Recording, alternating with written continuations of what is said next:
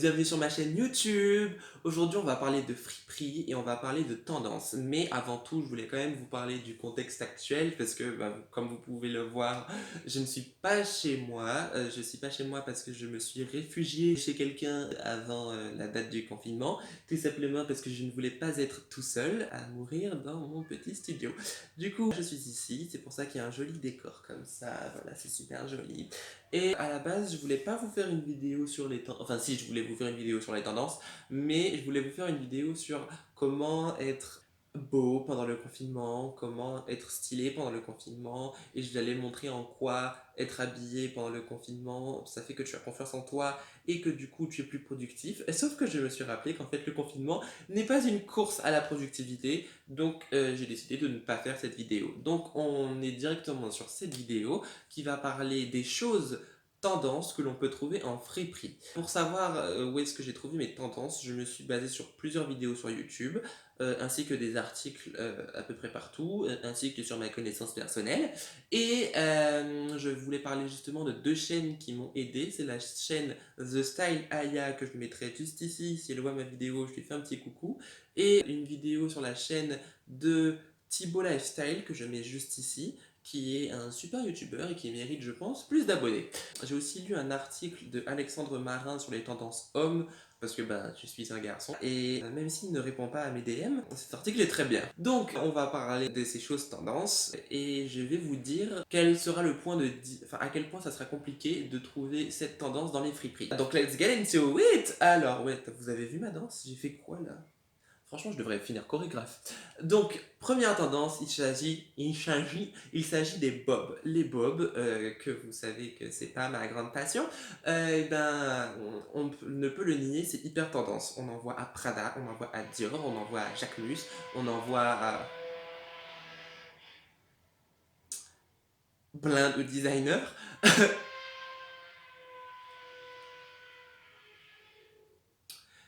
Et on en voit aussi surtout dans plein de friperies. Pourquoi? Parce que les gens ils ont donné leur bob parce qu'ils savaient que c'était moche, enfin ils pensaient que c'était moche, et du coup ils les ont donné dans les friperies. Du coup dans les friperies tu as plein de bobs. Pas forcément les friperies hype, hein, toutes sortes de friperies tu vas trouver des bobs. Donc je pense que la difficulté est de zéro pour trouver des bobs dans des friperies.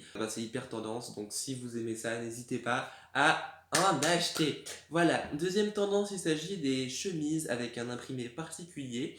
Un imprimé qui rappelle qui rappelle l'été en fait, tout simplement. On a vu forcément à Jacquemus, mais aussi à Casablanca, qui pour moi est that marque de l'année. J'adore ce qu'ils font. Ils ont des couleurs, ils ont une énergie, une atmosphère que j'adore. Loïc Prigent a fait un documentaire dessus, et moi je l'avais découverte avant, cette marque j'adore. Et pour moi c'est genre the marque pour 2020. Je pense que Zara va beaucoup recopier cette marque malheureusement.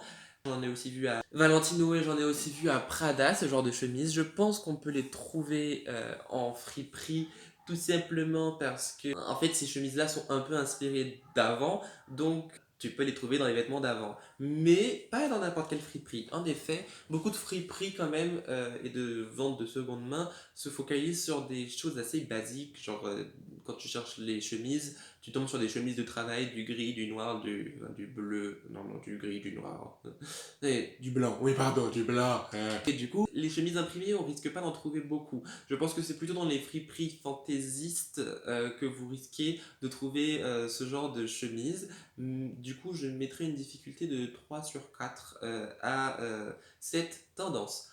Ensuite, prochaine tendance, il s'agit des pulls comme celui que je porte, des pulls qui font assez écolier, avec en général un gros col V, des pulls façon papy. Moi, ce que j'appelle ça, c'est les pulls papy, les pulls que les papys mettent. En général, avec des grosses torsades, là, ça fait assez vintage. Du coup, tu trouves ça dans les friperies, mais j'avoue que ça court pas vraiment les rues, donc je mettrai une difficulté de 2 sur 4 pour ça. Par exemple, moi, je l'ai trouvé dans un Emmaüs dans le Marais, dans la dernière vente au kilo qu'il y a eu avant que l'on fuit tous pour rentrer chez nous. Ces tendances, j'ai oublié de dire que ces tendances, on l'a vu par exemple notamment à Lacoste. Et, à part à Lacoste, j'ai pas vu ça beaucoup de fois, mais je sais que ça va être tendance. I mean, I feel it. Ensuite, prochaine tendance, il s'agit du cuir. Le cuir est là depuis des années. mais il va encore rester parce que ça donne un super look en automne-hiver et plein de créateurs l'ont fait en total look, en petites touches, enfin en grosses touches quand même, mais voilà, le cuir est quand même très présent. Donc on peut trouver des pantalons en cuir et des manteaux en cuir assez facilement dans les mats vintage, sachant que quand je dis mats vintage, je parle un peu à peu près à toute la France parce que j'ai pas envie d'avoir une audience que de Paris et je sais que les mats vintage sont à peu près partout. Donc on peut en trouver assez facilement à Mad Vintage, parce qu'ils vont les mettre en avant leurs vêtements en cuir, sachant que Mad Vintage pour moi c'est un peu la fast fashion de la fripe. Mais bon, là n'est pas le sujet. Et on peut les trouver assez facilement dans les friperies, mais pas tant que ça. Pourquoi? Parce que en généralement les vestes en cuir et les choses en cuir que l'on trouve dans les friperies sont soit froissées, soit usées, et ça se voit assez facilement. Donc si vous aimez pas trop ça, ça va être compliqué de trouver un truc qui fasse presque comme neuf dans une friperie au niveau du cuir. Voilà. Mais c'est quelque chose que je recommande de faire, tout simplement parce que si vous l'achetez, en général, ce sera du faux cuir. Hein, même chez les designers, on n'utilise plus vraiment du vrai cuir. Déjà, ça sera du faux cuir, donc ça sera moins bien. Et en plus de ça, si vous l'achetez en fast fashion, ce sera cheap, quoi. Ça se verra tout de suite que ça sera du faux cuir. Du coup, c'est pas intéressant. Voilà, après pour ceux qui ont du mal avec le cuir, le vrai cuir d'animal sur vous, bah, personnellement moi j'ai pas de problème à partir du moment où ça vient de friperie. J'aurais vraiment beaucoup de mal par contre à acheter quelque chose en fourrure ou en cuir ou en n'importe quel animal en 2020, même en cosmétique, maquillage, parce que je sais que toutes les marques sont pas véganes dans le maquillage, et ça me choque un peu. Mais bon, c'est pas mon sujet, moi je me maquille pas. Donc voilà, le cuir, je mettrais une difficulté aussi de 2 ou 3 sur 4. Ensuite, l'oversize. L'oversize est hyper tendance. On l'a vu dans plein de défilés. Il suffit de taper oversize sur Tagwalk et vous verrez qu'il y a plein de, de défilés avec de l'oversize. Voilà, j'ai mis quelques images, mais il y en a plein d'autres. Notamment le tailoring oversize dont Alexandre Marin a parlé dans son article pour Vogue. Je suis plutôt d'accord. Et si en fait il y a ce retour du chic et du classe qui va revenir pour 2020, pour l'ère de 2020 qui commence très mal, euh, honnêtement, il faut le dire. Et ben voilà, si vous voulez de l'oversize tailoring, ben, il suffit d'aller en fripe et d'aller prendre des vêtements trop grands pour vous. C'est pas plus compliqué que ça. Du coup, en difficulté, je vous mettrais 2 sur 10, pas 1 sur 10 parce que ce serait hyper facile si il y avait des ensembles. Alors que des ensembles en friperie, ça court pas les rues, j'avoue. Mais pour prendre des choses plus grandes que votre taille, c'est quand même pas très compliqué. Sauf si de base vous êtes quelqu'un de très grand ou de très large. Là, ce serait plus dur, j'avoue. La prochaine tendance, il s'agit de la grosse maille. Tout ce qui est grosse maille, gros pull avec en général des dessins un peu kitsch dessus, ben, ça a été vu dans plein de défilés. C'est vraiment des trucs qu'on peut trouver en friperie, parce qu'en fait, des gros pulls, on en vend depuis non, comme on dit en Guadeloupe. Et du coup, donc, ça veut dire qu'on en vend depuis hyper longtemps. Donc, ben, achetez-en, voilà.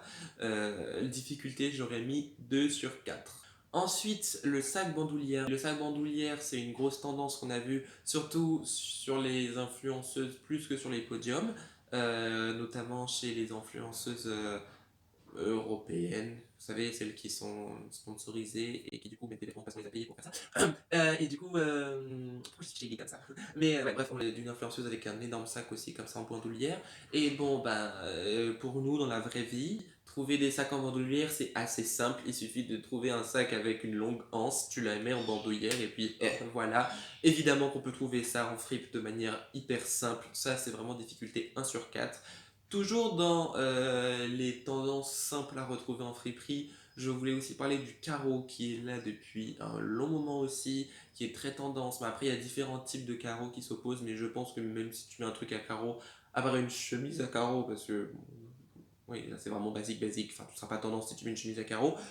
Mais si tu trouves autre chose à carreaux, tu seras dans la tendance. Donc si tu trouves un truc à carreaux en friperie, prends-le, tu seras tendance. Et c'est vraiment simple à trouver honnêtement dans les friperies. Un manteau à carreaux, un pantalon à carreaux, une chemise à carreaux, un t-shirt à carreaux, enfin bref, les carreaux c'est super à la mode. Donc n'hésitez pas à en prendre en friperie. C'est beaucoup mieux que si vous les prenez autre part. Voilà, je pense clairement. Ensuite, au niveau des couleurs, j'ai un peu plus de mal avec la notion de couleur parce que j'ai jamais vu des des couleurs faire badaboum, genre tout le monde en porte, et j'ai jamais non plus vu genre une couleur que plus personne ne met dans la rue. Je pense que tout le monde met les couleurs qu'il aime quand même assez dans la vie. Mais bon, on a quand même beaucoup parlé sur les articles du retour du rouge et du rose. Je vais m'attarder sur le rouge parce que le rose, dans les friperies, j'avoue que ça, c'est assez dur d'en trouver, surtout pour les hommes, puisque ben, à l'époque, ben, les trucs à vendre pour hommes, ben, c'était pas rose. Donc, si vous voulez être tendance, messieurs, avec du rose, n'hésitez pas à aller au rayon femmes si vous avez la possibilité de le faire, c'est-à-dire si vous ne faites pas 1m95 comme moi. Alors du coup, je vais me focaliser sur le rouge. Ben, le rouge en friperie, c'est très simple d'en trouver. Donc acheter du rouge en friperie. Voilà, c'est pas très compliqué cette focalisation, mais voilà, si c'est tendance, achetez-les. Je pense que niveau difficulté, là aussi, on est sur du 1/4. C'est vraiment très simple de trouver une couleur particulière aussi large et connue que le rouge.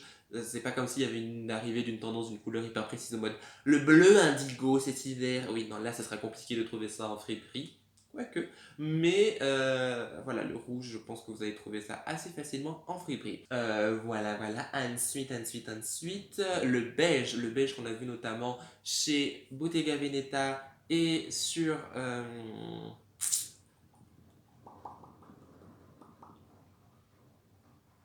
Burberry. Voilà, des silhouettes beige, on en a un peu partout. Et les influenceuses, elles adorent ça, elles ne jurent que par ça. Oui, vous avez peut-être vu un peu de dédain parce que moi j'aime pas ça, je trouve que c'est chiant de mettre du beige tous les jours. Mais enfin, c'est très tendance. Et comme c'est une couleur neutre aussi, on la trouvera assez facilement en friperie.